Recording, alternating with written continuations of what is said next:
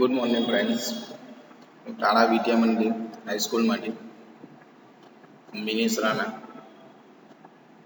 ધોરણ 12ની અંદર આજનો વિષય લઈને આવી રહ્યો છું, અર્થશાસ્ત્ર. આજના વિડીયોની અંદર વિદ્યાર્થી મિત્રો પ્રકરણ 4 બેન્કિંગ અને નાણાકીય નીતિ, જેની અંદર આજે મધ્યસ્થ બેંક અને રિઝર્વ બેંકના કાર્યો વિશેની સમજૂતી આપીશ. સૌપ્રથમ મધ્યસ્થ બેંકનો અર્થ સમજાવવાનો પ્રયત્ન કરીશ. તો મધ્યસ્થ બેંક કોને કહેવાય? Centralise bank. સેન્ટ્રલ બેંક કોને કહેવાય?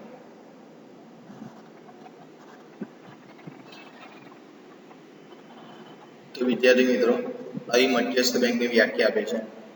મધ્યસ્થ બેંક એટલે કે એવી સંસ્થા છે કે જેને દેશના સામાન્ય હિત માટે અર્થતંત્રની અંદર નાણાંનો જે જથ્થો કરો, નાણાંનો જે પુરવઠો કરો, એનું વિસ્તરણ અને સંકોચન કરવાની જવાબદારી જેને સોંપવામાં આવી છે, એવી સંસ્થાને મધ્યસ્થ બેંક કહેવાય છે. સમગ્ર અર્થતંત્રની અંદર નાણાંનું વિસ્તરણ કેવી રીતે કરવું, નાણાંનું સંકોચન કેવી રીતે કરવું, કઈ પરિસ્થિતિમાં નાણાંનું વિસ્તરણ કરવાનું રહેશે, કઈ પરિસ્થિતિમાં નાણાંનું સંકોચન કરવાનું રહેશે, એ તમામ પ્રકારની જવાબદારી એક એવી સંસ્થાને આપવામાં આવેલી છે જેને આપણે મધ્યસ્થ બેંક તરીકે ઓળખીએ છીએ. બીજી એક વ્યાખ્યા આપવામાં આવી છે કે મધ્યસ્થ બેંક એટલે દેશની સર્વોચ્ચ બેંક છે કે જેનું મુખ્ય કાર્ય નાના બજાર અને બેન્કિંગ ક્ષેત્રને મદદ કરવાનું છે, તેનું નિયંત્રણ કરવાનું છે, તેને પ્રોત્સાહન આપવાનું છે, તેમજ દેશના આર્થિક હિત માટે નાણાકીય સ્થિરતા જાળવવાનું કામ મધ્યસ્થ બેંક કરે છે. એટલે તેનું મુખ્ય કાર્ય નાના બજારની અંદર, ફાઇનાન્શિયલ માર્કેટની અંદર તેમજ બેન્કિંગ ક્ષેત્રની અંદર જે કંઈ પણ હેલ્પ જોઈતી હોય તેને મદદ કરવાનું કાર્ય મધ્યસ્થ બેંક કરે છે. તેનું કંટ્રોલિંગ કરવાનું કામ, તેની પર નિયંત્રણ કરવાનું કામ મધ્યસ્થ બેંકનું છે. તે ઉપરાંત ફાઇનાન્શિયલ ક્ષેત્રે જે કંઈ પણ તમારે ઇન્સ્પાયરેશન આપવાનું હોય, પ્રોત્સાહન આપવાનું હોય, તે મુખ્ય કાર્ય પણ મધ્યસ્થ બેંક બજાવે છે. અને દેશના આર્થિક હિત માટે નાણાકીય સ્થિરતા જાળવવાનું એટલે કે ફાઇનાન્શિયલ સ્ટેબિલિટી જાળવવાનું કાર્ય પણ મધ્યસ્થ બેંક કરે છે. કહેવાય છે કે સમગ્ર અર્થતંત્ર ઉપર નાણાંની હેરફેરની અનેક અસરો થતી હોય છે, જે દેશની આર્થિક વૃદ્ધિ અને દેશના આર્થિક વિકાસને અસર પહોંચાડે છે. નાણાકીય વ્યવહારોના નિયંત્રણ અને નાણાં મૂલ્યની જાળવણીની જવાબદારી મધ્યસ્થ બેંક દ્વારા કરવામાં આવે છે. એટલે નાણાકીય વ્યવહારનું નિયંત્રણ કેવી રીતે કરવું, કંટ્રોલ કેવી રીતે કરવું, નાણાકીય મૂલ્યની જાળવણી બજારમાં કેવી રીતે ટકાવી રાખવાની છે, એ તમામ પ્રકારની જવાબદારી મધ્યસ્થ બેંક નિભાવે છે. આ મધ્યસ્થ બેંક બેંકોને મદદ કરવા માટે નાણાકીય નીતિ પણ કરે છે. ટૂંકમાં મધ્યસ્થ બેંક એ અર્થતંત્રમાં આર્થિક સ્થિરતા જાળવવાની જવાબદારી પણ સ્વીકારે છે. આ તો વિદ્યાર્થી મિત્રો મધ્યસ્થ બેંકનો અર્થ. ભારતીય રિઝર્વ બેંક ઓફ ઇન્ડિયાનો તમને અર્થ સમજાવવાનો પ્રયત્ન કરીશ.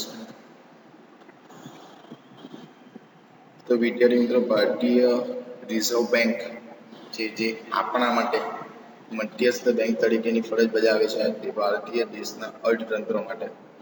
તો એની શરૂઆત સૌપ્રથમ તો ભારતની મધ્યસ્થ બેંક જો ખરી એ રિઝર્વ બેંક ઓફ ઇન્ડિયાના નામે ઓળખાય છે. 1934ના રિઝર્વ બેંક ઓફ ઇન્ડિયાના ધારા મુજબ રિઝર્વ બેંક ઓફ ઇન્ડિયાની સ્થાપના 1 એપ્રિલ 1935માં થઈ હતી. ₹5 કરોડના ખાનગી મૂડીરોકાણથી આરબીઆઈની સ્થાપના થઈ હતી અને 1 જાન્યુઆરી 1949માં આરબીઆઈનું રાષ્ટ્રીયકરણ કરવામાં આવ્યું. અને આરબીઆઈ એ દેશની સર્વોચ્ચ બેંક છે જે સમગ્ર બેન્કિંગ ક્ષેત્રની કામગીરી પર ધ્યાન રાખે છે, તેનું નિયંત્રણ કરે છે અને સાથે સાથે ભારતની નાણાકીય નીતિ પણ કરે છે. એટલે કહેવાય છે કે વિદ્યાર્થી મિત્રો, રિઝર્વ બેંક ઓફ ઇન્ડિયા કે જે ભારતની મધ્યસ્થ બેંક તરીકે ઓળખાય છે, 1934ના રિઝર્વ બેંક ઓફ ઇન્ડિયાના ધારા મુજબ, કાયદા મુજબ રિઝર્વ બેંક ઓફ ઇન્ડિયાની સ્થાપના 1 એપ્રિલ 1935માં થઈ હતી, જેની સ્થાપના 5 કરોડના ખાનગી મૂડીરોકાણથી સ્થાપના શરૂ થઈ હતી. 1949ની અંદર બેંકોનું રાષ્ટ્રીયકરણ કરવામાં આવ્યું, એટલે કે મધ્યસ્થ બેંક જે ખરી આપણું એનું રાષ્ટ્રીયકરણ કરીને જુદા જુદા વિસ્તારોની અંદર, જુદા જુદા દેશની અંદર, પ્રદેશોની અંદર નાની નાની બેંકોની સ્થાપના કરવામાં આવી. આમ આરબીઆઈ એ દેશની સર્વોચ્ચ બેંક તરીકે ઓળખવામાં આવે છે અને બેંકની તમામ પ્રકારની કામગીરી ઉપર જે જુદી જુદી બેંકો છે એ જુદી જુદી બેંકોની કામગીરી પર ધ્યાન રાખે છે, એની ઉપર નિયંત્રણ કરે છે, એ લોકોને પોતાની કામગીરી કેવી રીતે બજાવવાની તેની ગાઈડલાઇન્સ, તેની રૂપરેખા, તેનું નોટિફિકેશન, તેનું જાહેરનામું મધ્યસ્થ બેંક દ્વારા નક્કી કરવામાં આવે છે. ઇન શોર્ટ, ભારતની મધ્યસ્થ બેંક રિઝર્વ બેંક દ્વારા તેનું मार्गदर्शिका पूरी पाडवामां आवे छे।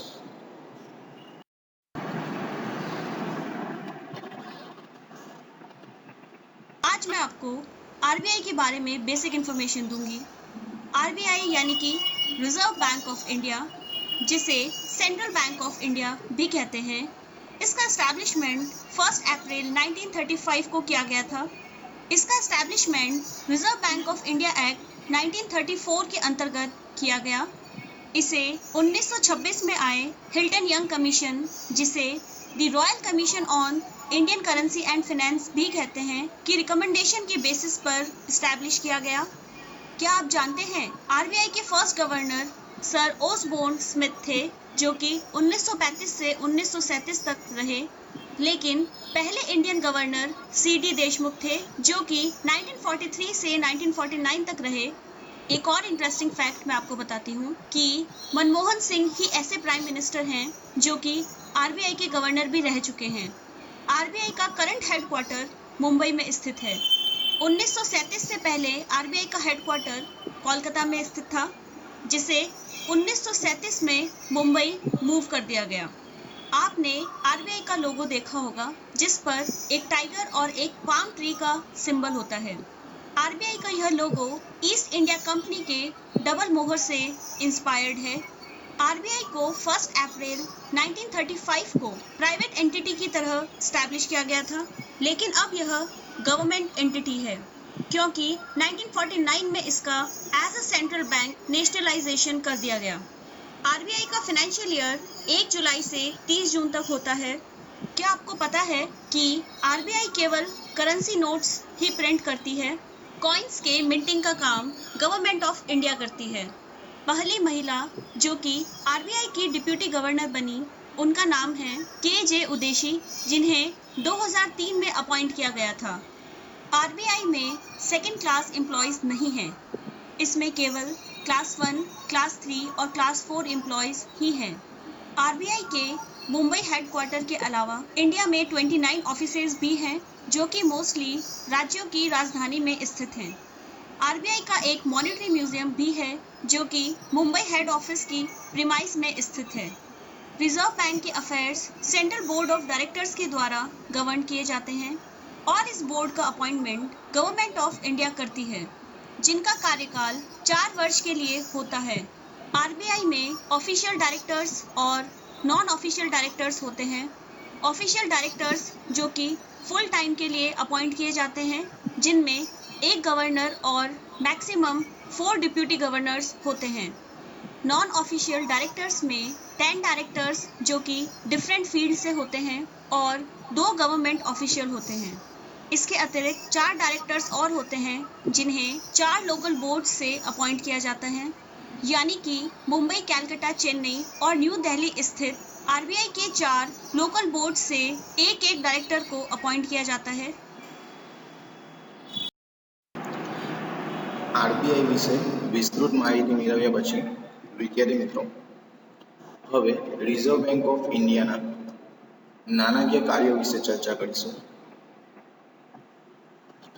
रिजर्व बैंक ऑफ इंडियानुं सौ प्रथम कार्य छे चलन बहार पाडवानुं। तो रिजर्व बैंक ऑफ इंडिया 2 રૂપિયા તેમજ 2 રૂપિયાથી વધુ રકમની નોટો છાપવાની અને બજારમાં મૂકવાની ફરજ આરબીઆઈ બજાવે છે, જ્યારે ચલણી સિક્કાઓ અને 1 રૂપિયાની કાગળી નોટ ભારત સરકારના નાના ખાતા દ્વારા બહાર પાડવામાં આવે છે, પરંતુ સરકારના એજન્ટ તરીકે આરબીઆઈ જ તેમની વહેંચણી કરવાની જવાબદારી નિભાવે છે। એટલે કહે છે વિદ્યાર્થી મિત્રો કે ચલણ બહાર પાડવાનું કાર્ય રિઝર્વ બેંક ઓફ ઇન્ડિયાનું છે। હવે એની અંદર 2 કાર્યો છે, मतलब કે રિઝર્વ બેંક ઓફ ઇન્ડિયા એ મોટે ભાગે ફક્ત 2 રૂપિયા અને 2 રૂપિયાથી વધુ રકમ માટેની કાગળી નોટો, નાણાકીય નોટો છાપવાની કામગીરી કરે છે અને બજારની અંદર, માર્કેટની અંદર તેને કઈ રીતે હેરફેર કરવી, કઈ રીતે બજારની અંદર લોન્ચ કરવી, એ તમામ પ્રકારની કામગીરી જવાબદારી રિઝર્વ બેંક ઓફ ઇન્ડિયા નિભાવે છે. પરંતુ ચલણી સિક્કાઓ અને 1 રૂપિયાની કાગળી નોટ ભારત સરકારના નાના ખાતા દ્વારા એટલે કે ઇન્ડિયન ગવર્મેન્ટના ફાઇનાન્શિયલ ડિપાર્ટમેન્ટ દ્વારા બહાર પાડવામાં આવે છે.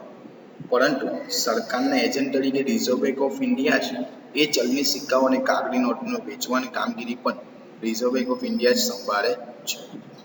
In short, Reserve Bank of India ચલણને છાપવાનું અને ચલણને બહાર કેવી રીતે પાડવું એ તમામ પ્રકારની કામગીરી બજાવે છે. બીજું કાર્ય છે વિદ્યાર્થી મિત્રો, સરકારની બેંક તરીકેનું કાર્ય. તો રિઝર્વ બેંક ઓફ ઇન્ડિયા સરકારની બેંક તરીકેનું કાર્ય બજાવે છે. તેની અંદર કે ભાઈ આરબીઆઈ એ કેન્દ્ર સરકારની તેમજ રાજ્ય સરકારની બેંક તરીકે કામ કરે છે. તેમજ નાણાકીય એજન્ટ તરીકે પણ કામ કરે છે. તો ક્યારેક કેટલીક વાર નાણાકીય સલાહકાર તરીકે એટલે ફાઇનાન્શિયલ એડવાઇઝર તરીકેની પણ પોતાની ભૂમિકા ભજાવે છે.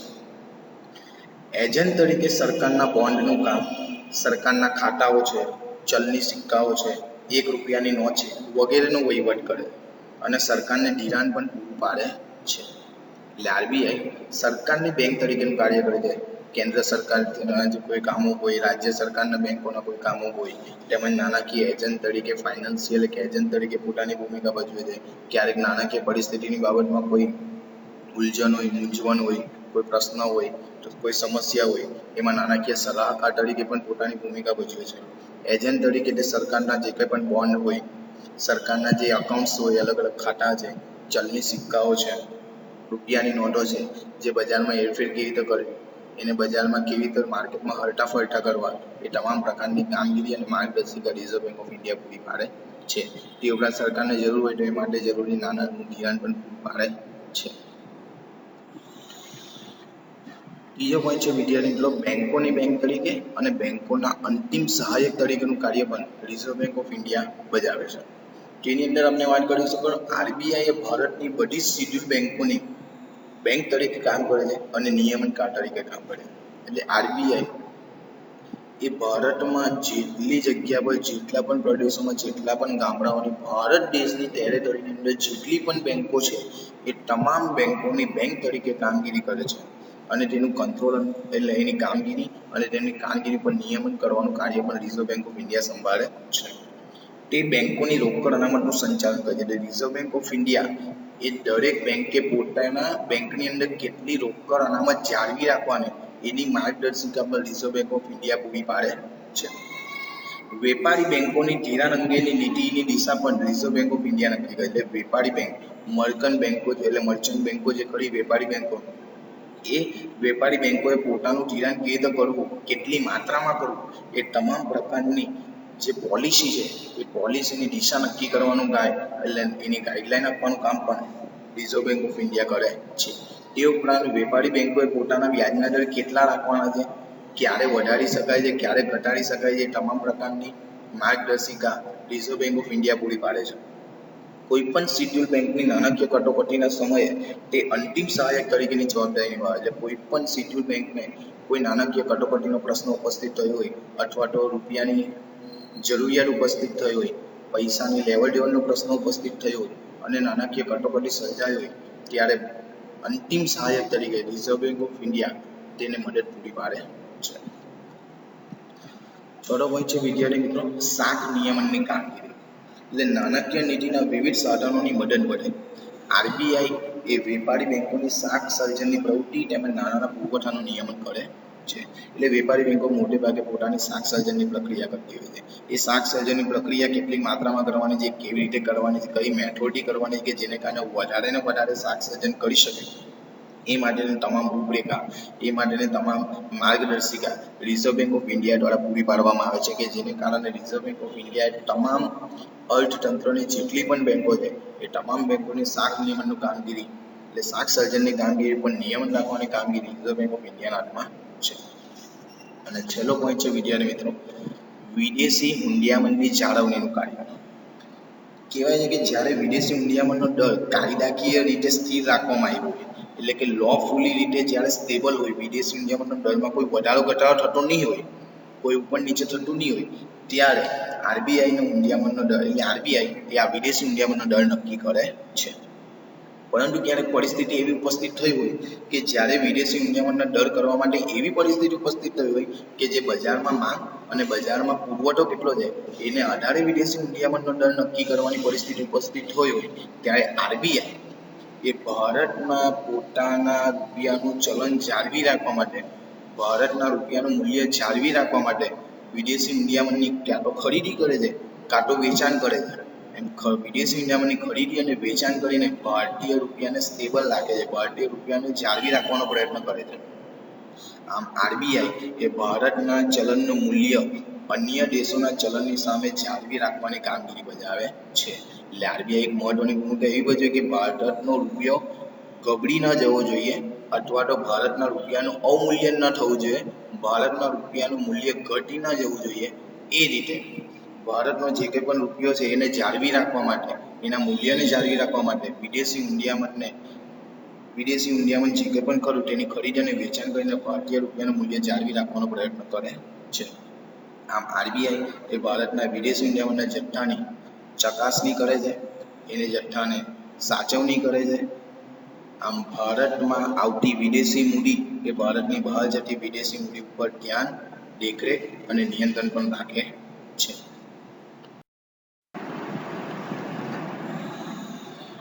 તો વિદ્યાર્થી મિત્રો, આજના વિડીયોમાં બસ આટલું છે.